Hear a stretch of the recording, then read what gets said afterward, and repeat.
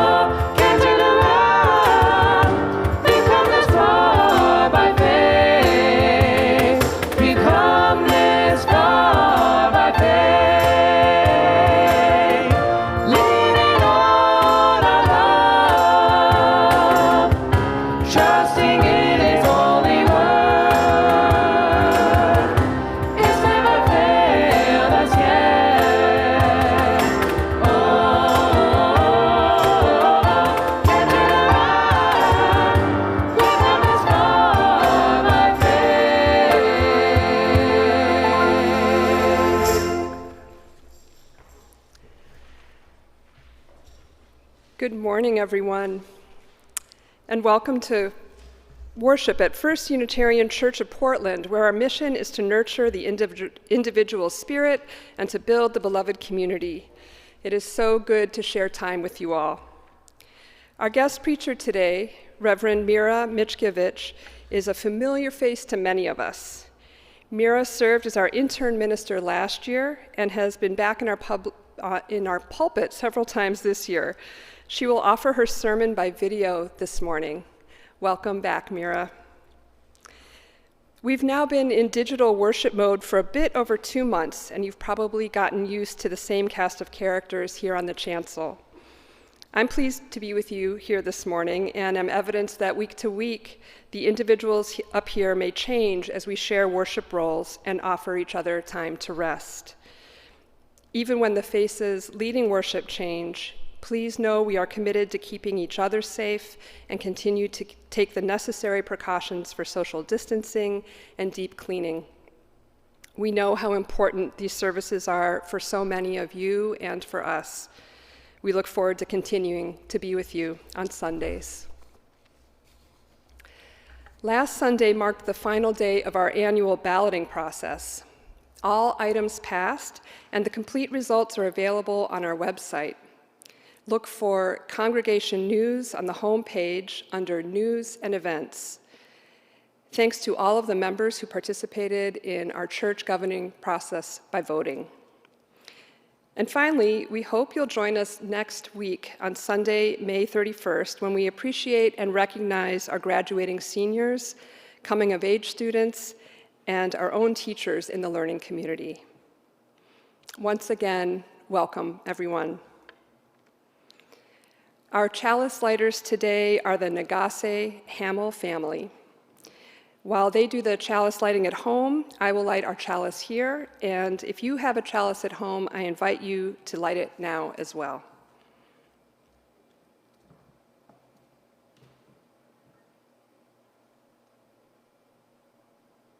We are Unitarian Universalists. We light this chalice in faith, in hope, and in love.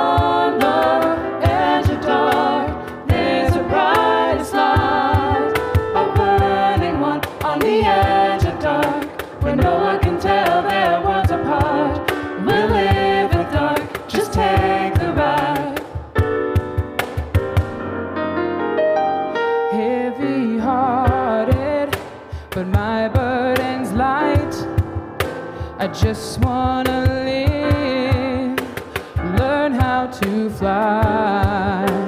When it's all over, breathe into the light. Sink or swim, I'm not scared to die. Your heart is struggling, baby, trying to believe. There might be something that you just couldn't see. But what if I told you that it's all so easy? Let me show you the way. On the edge of dark, there's a brightest light, a burning one on the edge of dark, where no one can tell their worlds apart. We'll live with dark, just take the ride. Wake up and dream, tear down the wall of all you believed. It might not be true. As long as love lies waiting, just hold your face into the light. Though right now you might not know why. As long as love lies waiting, there ain't no other way, baby. Ooh, let me show you the way. On the edge of dark, there's a brightest light, a burning one on the edge of dark, where no one can tell their worlds apart. We live with dark, just take the ride.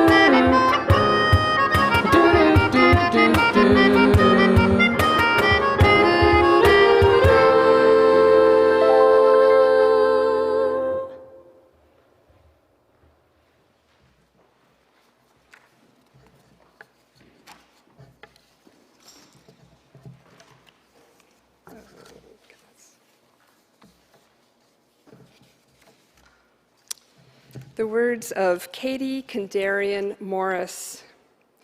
Here we have come into this sacred space, quieter now with our readiness, hushed voices, hoping, trusting for so many things, for connection, for communion, for inspiration, for information, for healing, for wholeness, for words, for music, for celebration and consolation. Here, we have come into this space, bringing all of who we are. Let us be willing, however we are changed. Come and let us worship together. Please join us in singing, "Come Thou Font of Every Blessing."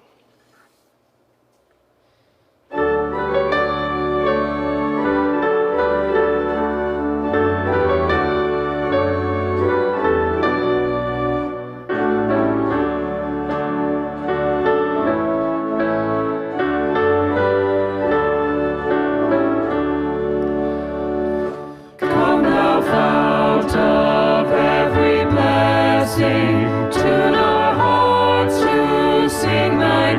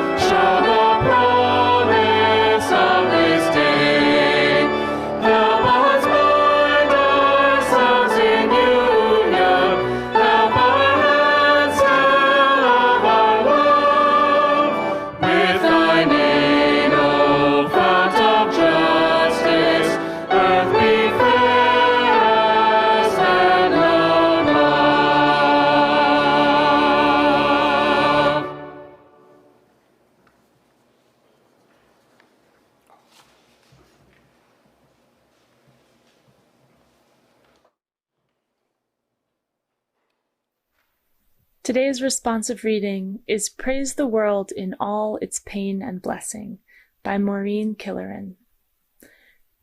We are called today from the midst of our pain and challenge. We are called to praise the world. From a world that appears broken, we are called to praise life's moments of joy and grace. From time that seems to freeze in ongoing exchanges of platitudes and blame, we are called to reach out to those around us, to connect with those we care about, to try to make amends with those from whom we are estranged. The world is too fragile. There is too much pain. Let us bring our hearts together on this day. Let us praise the mutilated world in all its blessing and its pain. Please join now in singing our doxology, Spirit of Life.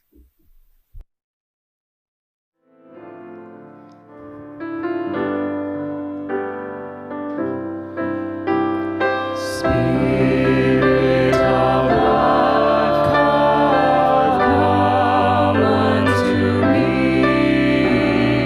Sing in my heart all the stirrings of compassion.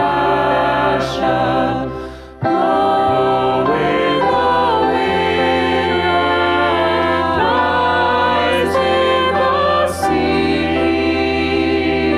Move in the air, giving life the shape of justice.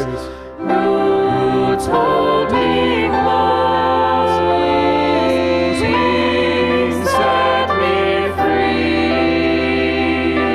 Spirit of life, come to me, come to me.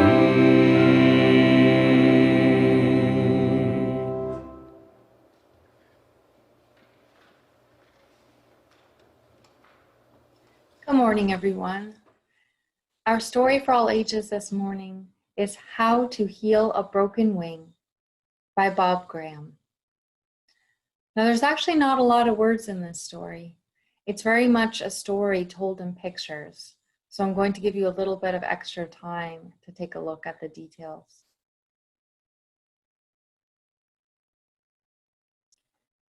High above the city, no one heard the soft thud of feathers against glass.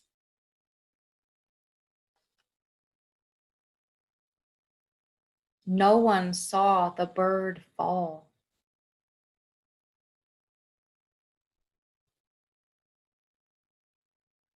No one looked down.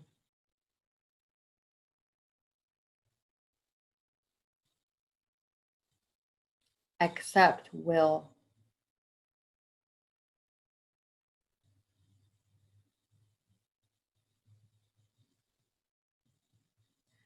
Will saw a bird with a broken wing.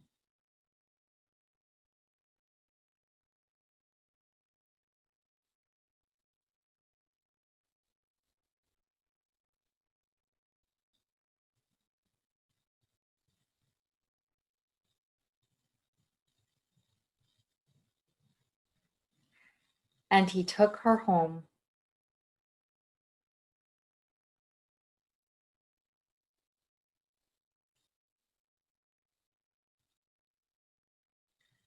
A loose feather can't be put back.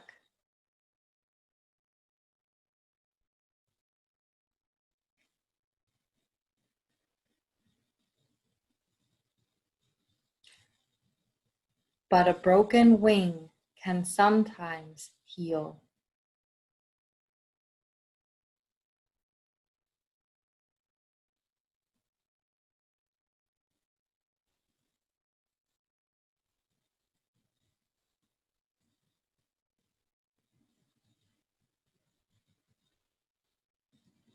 With rest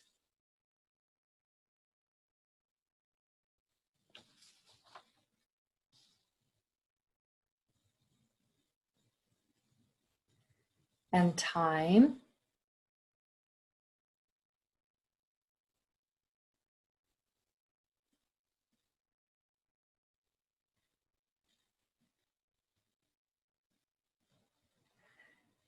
and a little hope,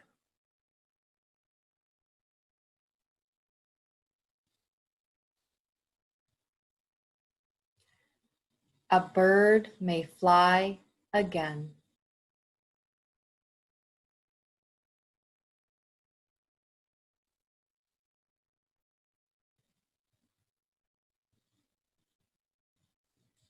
Will opened his hands.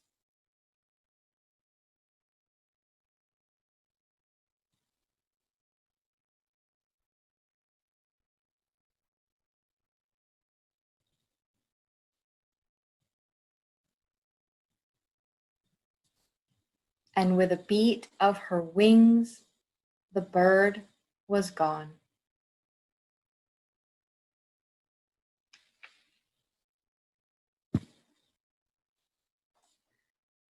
Rest, time, hope, all of these helped the bird to heal. What other things did you notice that Will and his family did to help the bird? A bandage to bind the bird's wing, food and water, a safe and comfortable place to be, and eventually a window to look out and remember the outside, and a safe place to practice learning to fly again.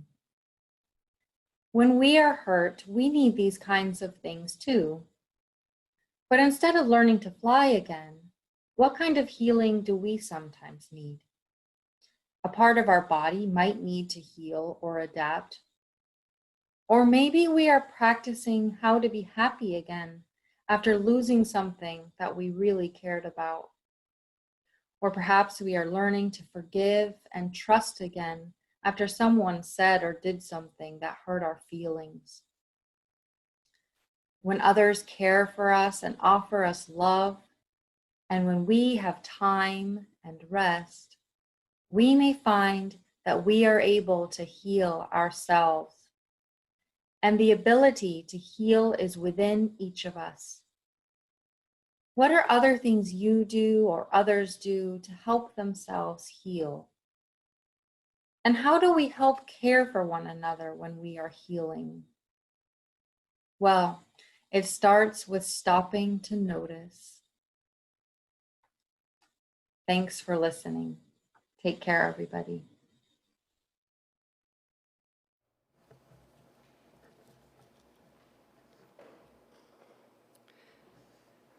For the month of May, we share our plate with Outside In. Since 1968, Outside In has helped to break the cycles of chronic homelessness, poverty, and poor health among those experiencing houselessness and the underserved. Outside In has risen to the challenge of continuing supportive programming for youth and marginalized people amidst the COVID-19 crisis. In addition to sharing our plate, First Unitarian is also providing space and staff support for their food pantry and free food market. It is with gratitude that we share our plate with Outside In. To share your offering, you can scan the QR code that will appear on the screen in a moment, and you can also use the Donate Now button on Boxcast. Thank you for your generosity.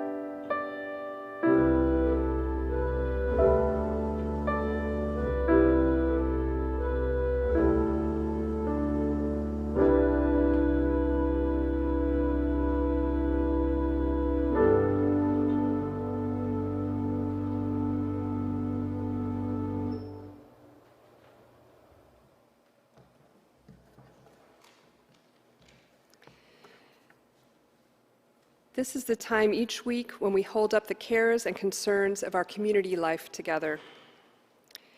Member Melinda McGann proudly announces the birth of her granddaughter, Sybil Rosalind McGann, on Friday, May 8th. She was a little bundle weighing 6 pounds, 3 ounces at birth, and she's growing well. Mom Maggie, Dad James, and baby are all happy and healthy. And Sybil came home on Mother's Day to her Nana Melinda, her big sister Nora, and big brother Linus. Members Debbie Gorenstein and Rick Pope are delighted to share the birth of their granddaughter, born on Sunday, May 17th. Mother and church member Laura Pope Moore and husband Justin cherish their first child, Irene Patricia Moore. She is named after her great-grandmothers. Today, we congratulate our college seniors who are graduating. This is an extraordinarily challenging time to mark such a momentous completion and transition. So we honor you, we are proud of you, we hold you with love and confidence as you continue on your journey. Congratulations. Each week we've been honoring the lives of Oregon victims of COVID-19. In naming one who has died, we recognize this loss and so many losses in our state, in this land, and around the world. On this Memorial Day weekend, we remember Paul Wilson, a veteran who died on March 29 at the age of 91. Mr. Wilson served in the U.S. Navy as a mechanic from 1948 to 1957. He worked primarily as a long-haul truck driver and co-owned a trucking company in Philomath. His family remembers him for his long life of service. We honor his life and hold his loved ones and community at this time. Will you pray with me? Spirit of life, God of many names and no name, be with us as we share this time of worship together. We give thanks today for the beauty of new life, of burgeoning fruit, of fledglings taking flight. We honor those who nurture new life and who tend to families and loved ones, who plant and harvest food, who teach us life skills and how to care for and love one another. And we honor the ancestors and mentors who have taught us ways to notice, to give thanks, and to seek healing and perseverance in the face of great challenge. At this time of celebration, of transition, and of memorial, may we allow ourselves and each other the space and the time to feel and to reflect. May we trust our own capacities to let our hearts be broken open again and again with each new transition. We pray for support and trust when we are weary, frightened, and unsure. And we pray for the courage to hold ourselves, each other, and all beings with compassion and love. Amen. Let's be together now for a time of silence.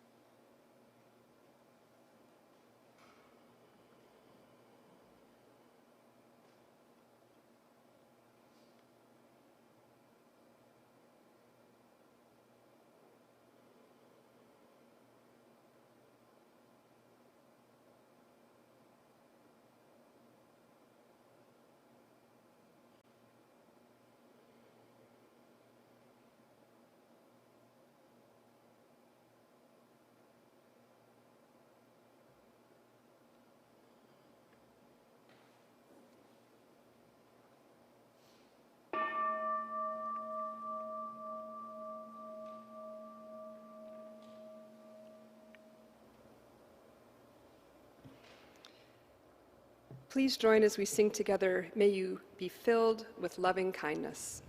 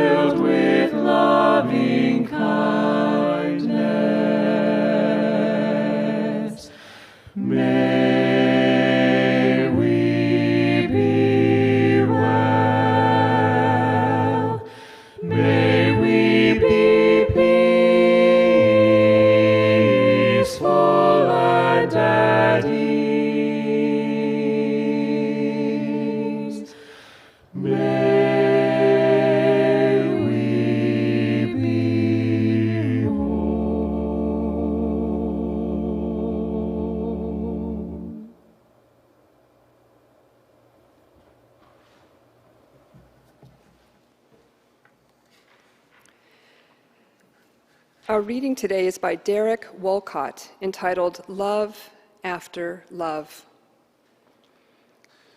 The time will come when, with elation, you will greet yourself arriving at your own door, in your own mirror, and each will smile at the other's welcome and say, "Sit here, eat." You will love again the stranger who was yourself. Give wine, give bread, give back your heart to itself, to the stranger who has loved you all your life, whom you ignored for another, who knows you by heart. Take down the love letters from the bookshelf, the photographs, the desperate notes. Peel your own image from the mirror. Sit. Feast on your life.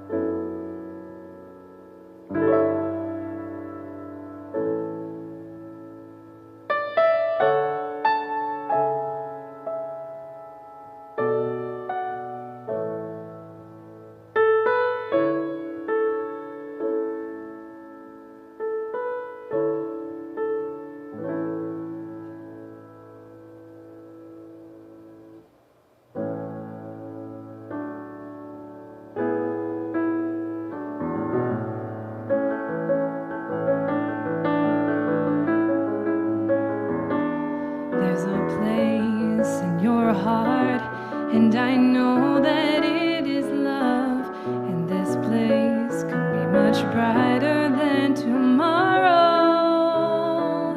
And if you really try, you'll find there's no need to cry. In this place, you'll feel there's no hurt or sorrow. There are ways to get there if you care enough for the living. Make a little space, make a better place. Heal the world, make it a better place for you and for me and the entire human race. There are people dying. If you care enough for the living, make a better place for you and for me.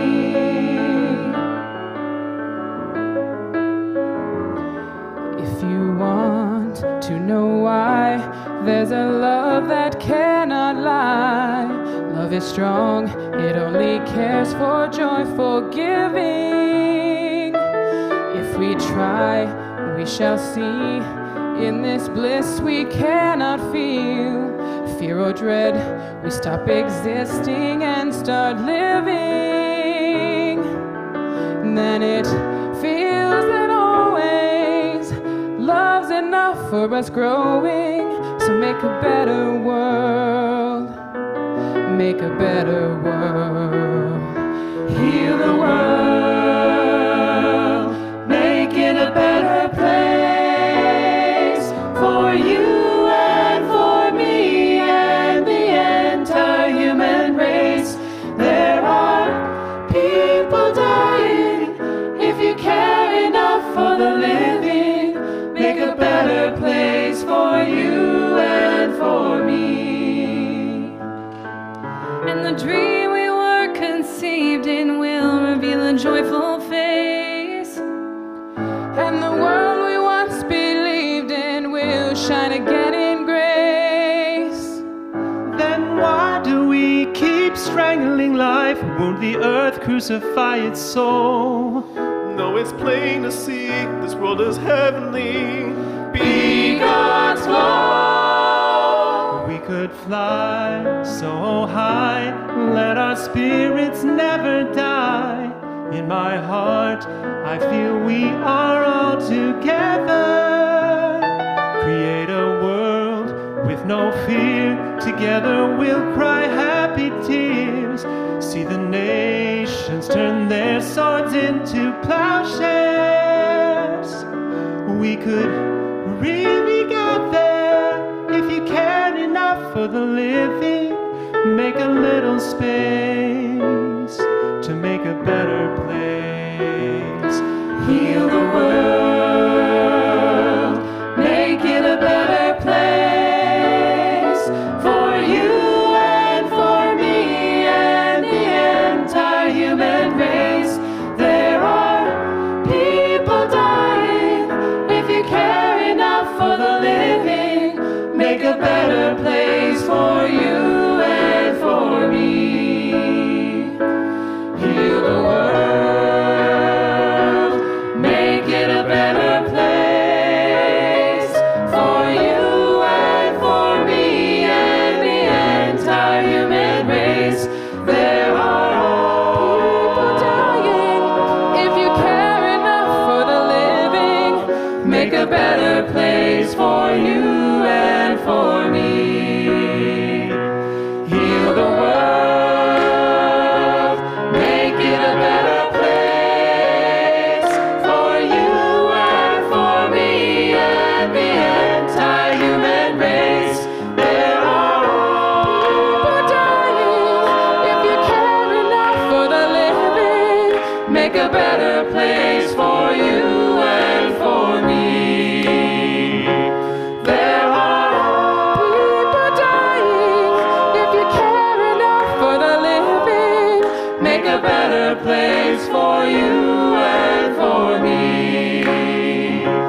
There are people dying. If you care enough for the living, make a better place for you and for me. You and for me. You and make a better place. You and make a better place. You and make a better place. You and make a better place. Our children make a better place. You and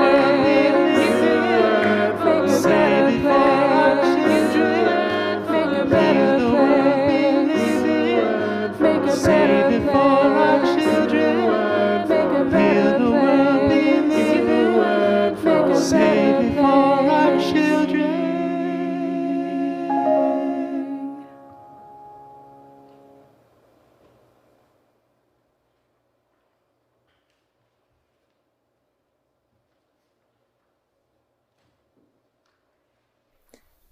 I was walking around my neighborhood recently when a new street sign caught my eye.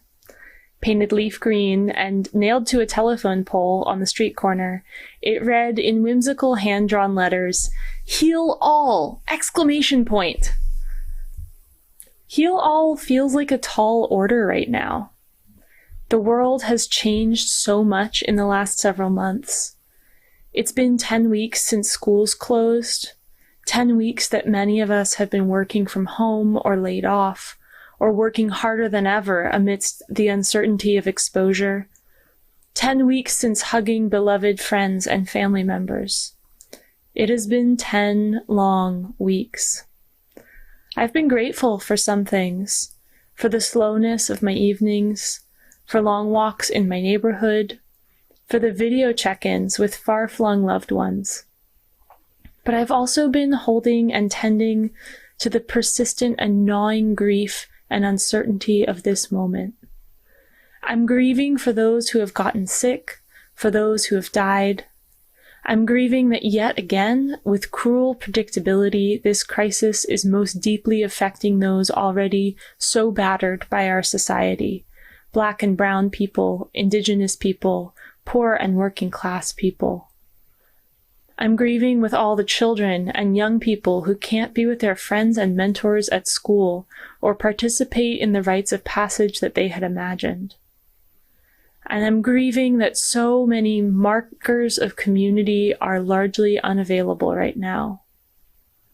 And I feel some preemptive grief, some fear for what will continue to unfold in the weeks to come. So when I saw the sign in my neighborhood that said, "Heal all," some part of me was daunted. But part of me was also amazed and delighted about the hope in that sign. I was touched with the creativity and the generosity of spirit that someone, likely a neighbor unknown to me, would continue to push encouragement and positivity into the world in the midst of all that's happening right now. Taking this kind of action to help bring more wholeness to the world is, to me, an example of tikkun olam, the Jewish concept of repairing the world. One traditional story holds that God originally created 10 vessels of holy light, which were supposed to arrive beautiful and whole on the earth. But instead, they shattered, sending broken shards of holiness everywhere around the world. Jewish people consider it their work, and more broadly, the work of all humanity, to reunite the shards and restore wholeness and holiness to the world. This repair, this healing, this tikkun olam is accomplished through both deepening our spiritual lives and through ethical and loving acts, large and small. In these days when so many of us feel the brokenness of the world more painfully than usual, it's easy to feel despairing and daunted. Yet, in our broken open-heartedness, we also have the opportunity, more than ever, to engage in the work of repairing the world. Just like the signs in my neighborhood, I've been seeing evidence everywhere of people engaging in the work to heal ourselves and the world. Some of us have adopted new pets or planted new gardens, engaging in the self-healing and the interconnection that comes from caring deeply for another being. Some of us have been cheering outside at 7 p.m. each night to thank the healthcare workers. Some of us have made sure to express gratitude and appreciation more often in our daily interactions. Or we've put signs in windows, contributed to mutual aid organizations, and offered our services to those in need. Some of us are leaning hard into our vocations, teaching, healing, creating, helping, or pouring care and attention into tending our relationships. Some of us have been learning to sit more steadily with ourselves in moments of sorrow and discomfort, slowing down and taking time, settling the nervous system. We each are healing the world, whether focused on our own well-being or that of the communities around us. In our story for all ages today, How to Heal a Broken Wing, Will is the only person in the busy city who notices the bird injured on the ground. He takes it home to nurse it, and eventually the bird is able to fly away. Will does an act of tikkun olam by noticing a need, offering care, and creating the conditions for the bird to heal. Personally, I've been finding wholeness and healing through getting my hands dirty in my backyard garden, through beginning to learn the art of qigong from my housemate, because I'm not very good at slowing down, through connecting with friends, and through volunteering my time for a cause that I believe deeply will bring more healing and wholeness to our communities. It's become ever more clear to me that emotional and mental well-being is regularly overlooked and undervalued in our society, and that much of the healing that is needed in the world stems from inner pain and from systems of oppression that are enacted by individuals. I believe that the healing of our minds, bodies, and spirits are intricately connected, and that to do that kind of deep connective healing, we need to have all the tools on the table. That includes the growing field of psychedelic-assisted therapy. So, I've been volunteering my time with the Oregon Ballot Initiative IP34, the Psilocybin Service Initiative, gathering signatures and making phone calls. IP34 was written with the purpose of giving trained healers and counselors, like doctors, nurses, psychologists, and clergy, another tool in their toolkit for tikkun olam. It would create a regulated framework where these experienced professionals can get trained and certified to offer guided psilocybin experiences, the active ingredient in so-called magic mushrooms. I am devoting my time to this initiative because I'm hoping to be trained and licensed, if the law passes, to accompany people on these powerful journeys of healing. As a Unitarian Universalist minister, charged by this congregation at my ordination last year to bring the whole of myself to the ministry, I notice that I come alive as I learn about the healing potential of these powerful therapies. I'm already taking the preliminary steps toward training to guide people on these journeys, starting with a year-long hospital chaplaincy training program that's a requirement for clergy entering this field, which I'll begin in September. You've probably heard of psychedelics before, substances such as psilocybin, LSD, and MDMA that open the mind and spirit. And I imagine that many of you have also heard about the renaissance of research of these medicines over the past decade that has pushed them beyond the stereotypes of flower children and partiers and into the realm of serious psychological, scientific, and spiritual conversation. Perhaps you've read Michael Pollan's popular new book, How to Change Your Mind. Or maybe you're among the close to 140,000 Oregonians who have already signed the IP34 petition online or in person.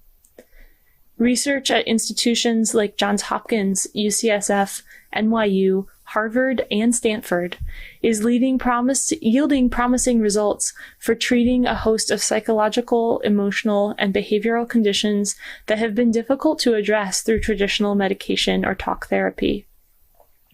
The protocols for these treatments read a little bit like rituals.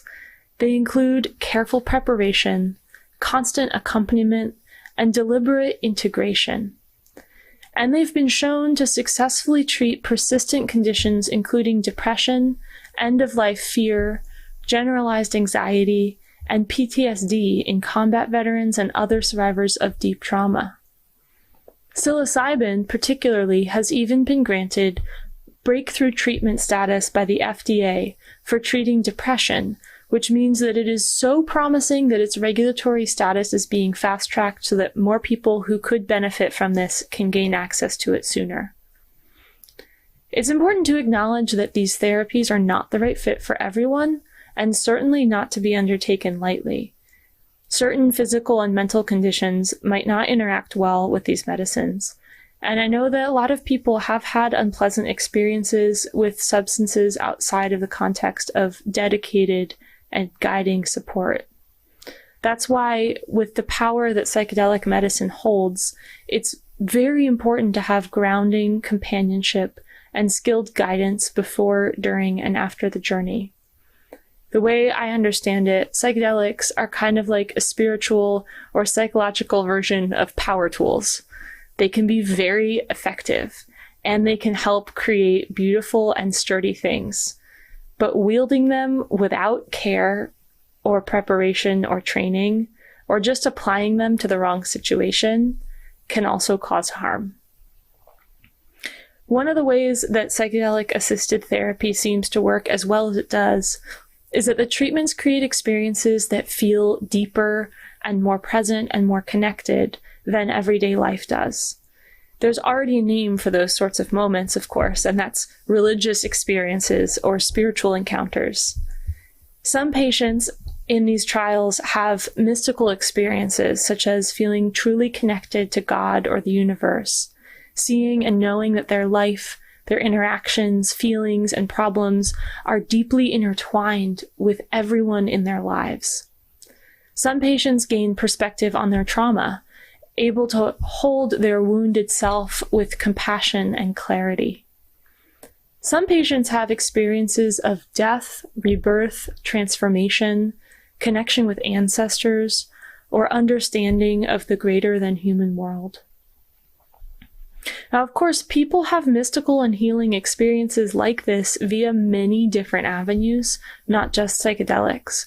I know that there are folks in this congregation who've had their lives transformed by insight and knowledge gained through dedicated spiritual practices, through harrowing or awe-inspiring life experiences, vivid dreams, contact with nature, brushes with death, or sometimes even just spontaneous encounters with the sublime. I've been fortunate to have several such experiences in my life that have left me feeling more whole, more purposeful, and more connected to my inner self and the world. Psychedelic therapy opens the possibility of these transcendent experiences to many more people in a safe and supportive setting. And importantly to me, the language of IP34 would allow anyone who wants it and is not contraindicated to seek the therapy with a licensed facilitator, regardless of whether or not you have a particular diagnosed condition that you want help healing. I've heard a comparison made between the widening legal availability of this therapy to the invention of the printing press, a democratization of direct transcendent experience and healing, available potentially to all who seek it. One really interesting thing to me is that neurologically speaking, these medicines are not causing these experiences. They're just molecules, chemicals that bind to receptors in our brains. But we wouldn't experience anything if we didn't already have those receptors that could be activated by these substances. According to the research, psilocybin, for example, opens up elastic connections in the brain that are similar to the open and changeable mind of a young child. New neural pathways are formed, allowing for deeper understanding and healing to occur. So it's not the medicine or the guide that does the healing. It is the participant who is able to heal themselves with the support of the guide and the medicine. In our story for all ages today, with time and rest and support, the bird heals itself. The boy does give the care and the conditions to do so, but will doesn't actually have anything to do with the healing itself, with allowing the bird to heal itself. Similarly, we're each capable of holding presence, witness, and support for other people, and also for reaching into ourselves and trusting our bodies and our hearts to do the work of healing in whatever form it takes. As a Unitarian Universalist, the possibility of bringing these transformative experiences of psychedelic therapy to those who need them most goes to the core of my values. The very first of the 6 sources of our faith is direct experience of that transcending mystery and wonder, affirmed in all cultures, which moves us to a renewal of the spirit and an openness to the forces that create and uphold life. Direct experience with the mystical, the transcendent, the holy, is a key feature of our UU spiritual lineage, as well as a hallmark of psychedelic experiences. I can also find connections to every one of our 7 UU principles in this work. Trusting each person's inherent worth and dignity in their right to heal and to lead fuller lives. Offering compassion to one another in our healing journeys. Undertaking intentional spiritual growth. Searching the realms of our psyche for truth and meaning. Becoming more attuned to the compass of our own conscience. Cultivating peace and well-being, and becoming deeply aware of our interconnection to the web of existence. What seems to help patients with depression, addiction, and other mental health concerns is the feeling of connection and trust that underlies these spiritual experiences. Licensed facilitators are with the patient for the entire journey, offering support, witness, context, and most importantly, trust in the unfolding of the process itself. Often, the experience can involve sitting with uncomfortable and painful experiences of the past, particularly from childhood, and holding them with compassion and witness. Establishing a relationship of trust within which to heal is a central component of the work. In this way, the healing work done through psychedelic therapy is not unlike other forms of personal healing that we might undertake. It's a process of relearning, of honesty, and of becoming more whole. Healing does not mean finding a cure or a fix or a silver bullet. It's not, in the words of Pema Chodron, a Buddhist teacher, it's not asking ourselves, how can I find security and happiness? But instead asking ourselves, can I touch the center of my pain? Can I sit with suffering, both yours and mine, without trying to make it go away? Can I stay present to the ache of loss or disgrace, disappointment in all its many forms, and let it open me? This is the trick, she says. Before these times of pandemic, we, the people, we, the world, were already in need of so much healing and repair, in need of tikkun olam. And right now, many of us are operating in a liminal state, in the feeling of being suspended in time or upended from our routines. Though uncomfortable, these are also sometimes the conditions where transformation can occur. In the months and years to come, we'll begin to understand more deeply all of the ripple effects of this time of pandemic, of coronavirus. We'll understand more deeply the grief and the trauma and the injustice of these times, and we will need all of the pathways that we have to healing. We will need the small and the large, the inner and outer, individual, communal, and planetary. We might not be able to undo what has happened, but we can repair the connections and create conditions that allow healing to blossom. In service of the work of the inner journey, of healing oneself and the world, I'll close with words from today's reading. Give back your heart to itself, to the stranger who has loved you all your life, who knows you by heart. Sit, feast on your life. Will you join me in a spirit of prayer? Wherever you are, find a posture of rest and comfort. And I invite you to place one hand on your heart and one hand on your belly. If you feel comfortable, close your eyes and just breathe.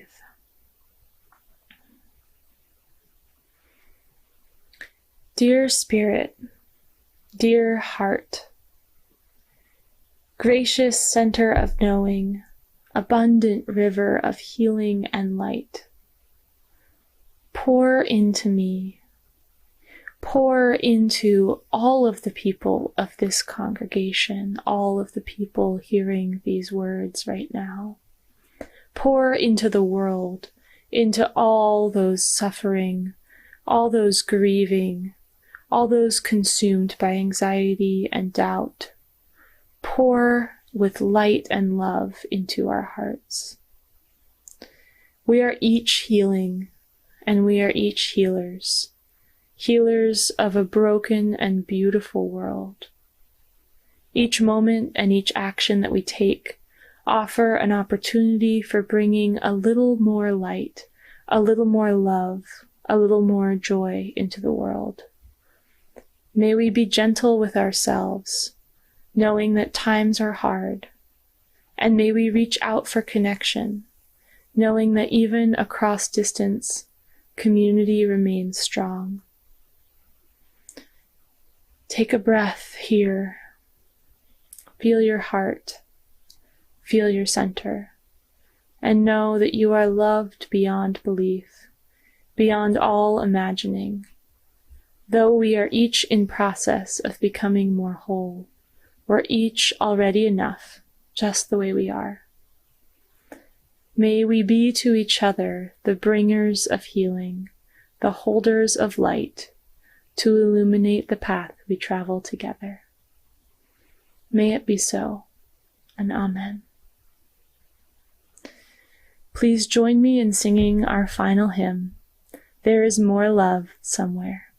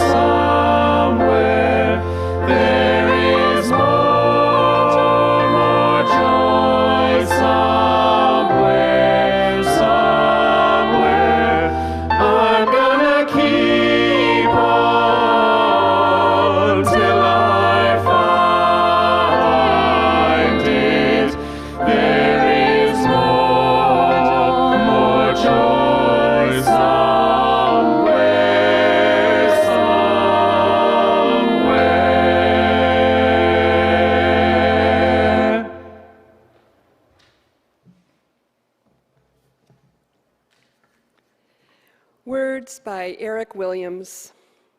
The world is too beautiful to be praised by only one voice. May you have the courage to sing your part. The world is too broken to be healed by only one set of hands. May you have the courage to use your gifts. This is the day we've been given. Let us rejoice in it and be glad. Go in peace, practice love. Amen.